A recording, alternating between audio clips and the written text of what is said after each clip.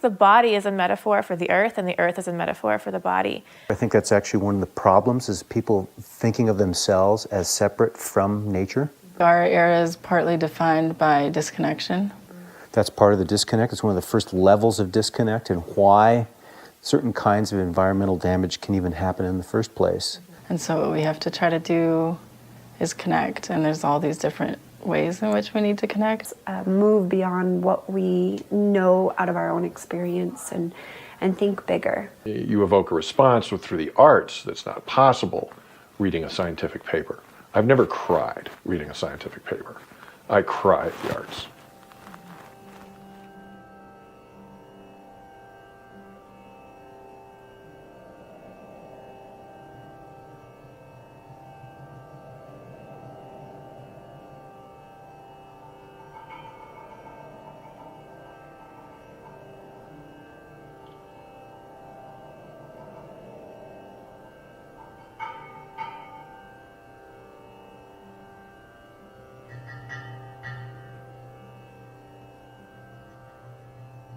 The 4 Ds in terms of climate change. And the first one is, in terms of people's responses, the first D is denial, not happening. The second D is despair. It's happening. There's nothing I can do about it.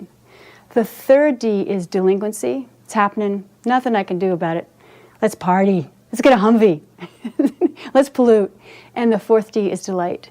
It's happening. There is something we can do about it. The new world might actually be better than the old, so let's go.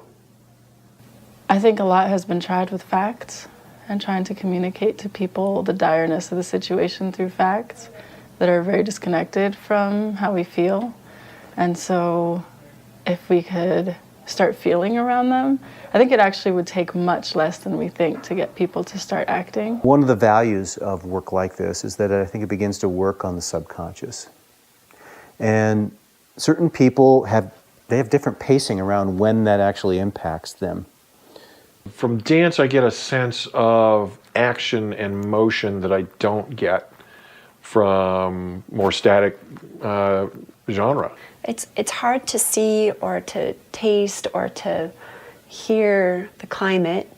You know, we can feel the weather and we can experience that, but climate change is something that seems a little bit out of touch. It seems very science-y, and that people are not able to touch it, taste it, hear it, smell it, their senses. And so finding a way to embody that message of the climate around us, and your ecology includes this. I think dance empowers people to move, literally. And we need to, literally and figuratively, in order to really address climate change, sustainability, whatever it is. Dance is a somatic or physical interpretation or expression of what's going on inside.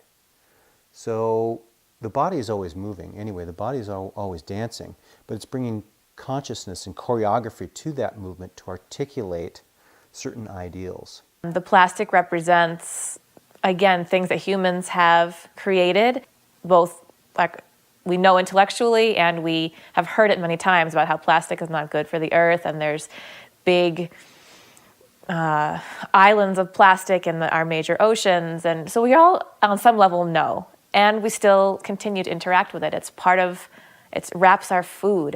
It's in our lives all the time. You really can't escape it.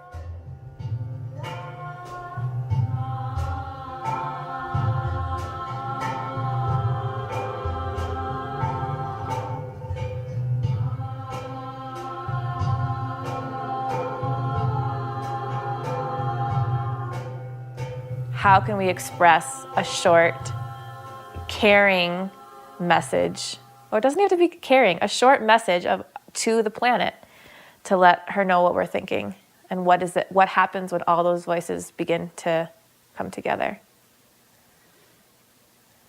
I would want to send a postcard to the places that are suffering, that probably feel forgotten, If I were to write a postcard to the earth, first of all, it would be tree-free.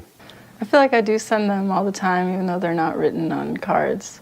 And I feel really strongly just about the different places in the world where I've stepped foot, and I just think about like, oh, I've lost hair in those places, or tears, or sweat, or even just skin. Not the computer. The oceans would get a postcard. Dear Mother Earth, thank you for everything. There's no way that I could ever repay your generosity, save for this, which is to celebrate you, to appreciate you, to adore you, to make music in your honor. That they're not forgotten, that they may feel isolated and in despair, but there's a lot of people thinking about them and trying to figure out how to protect them and restore them. Thank you, Mother.